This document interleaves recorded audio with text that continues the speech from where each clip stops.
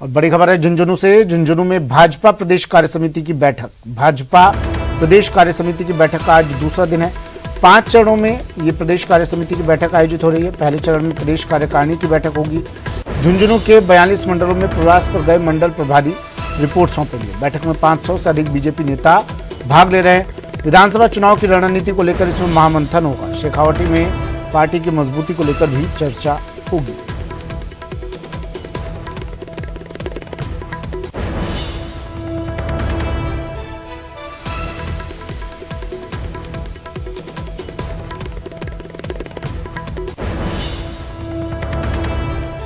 कृष्ण सिंह शेखावत मेरे सहयोगी झुंझुनू से हमारे साथ सीधा जुड़ गए हैं। कृष्ण, भाजपा प्रदेश कार्य समिति की बैठक चल रही है, दूसरा दिन है आज, क्या कुछ चल रहा है, क्या रहने वाला है आज?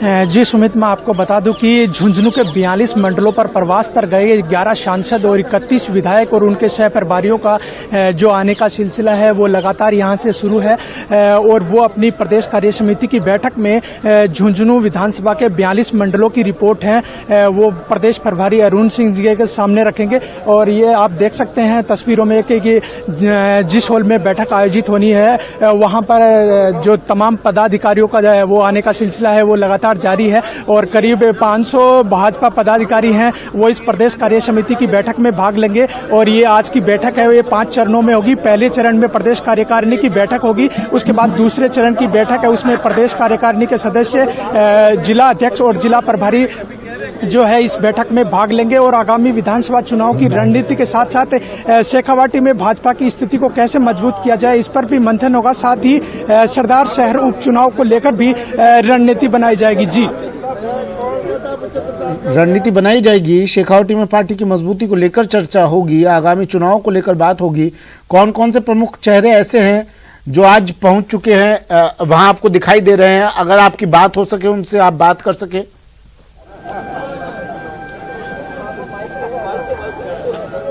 जी, सुबह से ही बड़े नेताओं का आने का वो जो सिलसिला है वो लगातार जारी है। यहाँ पर नेता उप नेता प्रतिपक्ष राजेंद्र राठौड़, केंद्रीय जल शक्ति मंत्री गजेंद्र सिंह शेखावत सहित जो तमाम बड़े नेता हैं वो लगातार यहाँ पहुँच रहे हैं।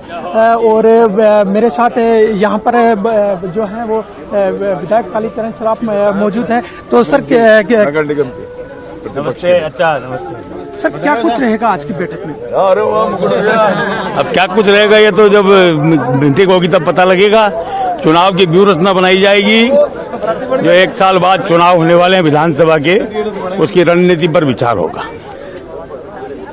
तो पार्टी है वो जो कांग्रेस है जो 17 दिसंबर को अपने 4 साल को लेकर उत्सव मनाने देखिए, सबसे फेल्योर गवर्नमेंट यदि राजस्थान के इतिहास में रही है तो वो ये अशोक गहलोत सरकार रही है। एक भी वादा पूरा नहीं किया। कानून व्यवस्था की स्थिति जिस प्रकार से बिगड़ी है ये आपके सबके सामने है। इन्होंने जो वादे किए थे वो पूरे नहीं किए, इसलिए सरकार तो इनसे भी पूछती है। पूछिए जरा इनसे, मनमुटाव की खबरें तो इनके लिए मनभेद की खबरें आती रहती हैं।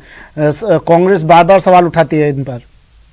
बीजेपी में भी मनमुटाव और मनभेद नहीं, कोई हमारे यहाँ कोई मतभेद हो सकते हैं लोकतंत्र में, पर मतभेद किसी में नहीं है। क्या रणनीति रहने वाली है? बीजेपी में कोई मनमुटाव और मनभेद की कोई खबरें नहीं है। मैं यहाँ मौजूद और नेताओं से बात करता हूँ कि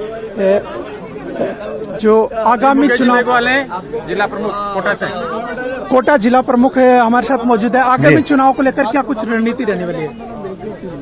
आगामी चुनाव में तो भारतीय जनता पार्टी पूरी तैयारी में और 180 पार बीजेपी की सीटें आएगी, कोई इसमें दो राय नहीं है। राहुल गांधी की भारत जोड़ो यात्रा राजस्थान पहुंचने वाली है, पूछिए उसे लेकर कोई सवाल पूछिए इनसे। देखिए, 1 साल बचा चुनाव का तो चुनौती समझते हैं भारत जोड़ो यात्रा से।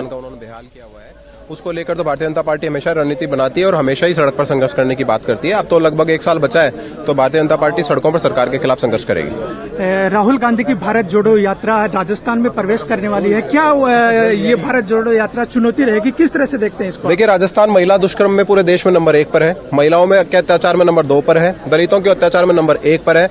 पूरे देश में सबसे महंगा पेट्रोल और डीजल राजस्थान में मिलता है, पूरे देश में सबसे महंगी बिजली राजस्थान में मिलती है। राहुल गांधी को इन सब चीजों को पहले जोड़ना चाहिए, राजस्थान के लोगों की पहुंच में बनाना चाहिए और जो ये अपराध राजस्थान में फैला हुआ है इसको कम करना चाहिए, इसको बैलेंस करना चाहिए, बाद में यात्रा निकालनी चाहिए। राहुल गांधी की यात्रा राजस्थान के लोगों पर जले पर नमक छिड़कने जैसा है, जैसे उनकी सरकार ने पूरे प्रदेश को बर्बाद कर दिया है, किसानों को ठगाया, युवाओं को ठगाया। ऐसा लगता है कि वो यात्रा निकालकर दोबारा लोगों के जले पर नमक छिड़कने का काम कर रहे हैं। लेकिन ओल्ड पेंशन स्कीम लागू करके तो एक शिक्षा मार दिया गहलोत सरकार ने। इसके विधानसभा चुनाव को लेकर मैंने जैसा आपको कहा कि भारतीय जनता पार्टी अब पूरे तरीके से 1 साल बचा है तो चुनाव के मोड में है और सब तरीके से सरकार को घेरने की कोशिश कर रही है। अब जितनी भी बैठक और आयोजन होंगे वो सब चुनाव ओरिएंटेड ही हैं और सब लोगों को इसमें चुनाव के लिए जो सरकार के खिलाफ जिस तरह की बातें हैं वो लोगों तक पहुंचाने की और जो भारत सरकार की योजना है, मोदी सरकार की योजना है, उनको लोगों तक पहुंचाने का काम। गहलोत सरकार ने जो ओल्ड पेंशन स्कीम लागू करके एक जो कर्मचारियों के हित का काम किया, इसको किस नजरिए से देखते हैं? ठीक वैसा ही ढकोसला है जैसा उन्होंने चुनाव में वादा किया था, किसानों से कर्ज माफी का, युवाओं से बेरोजगारी भत्ते का, केवल घोषणा के नाम पर घोषणा की है।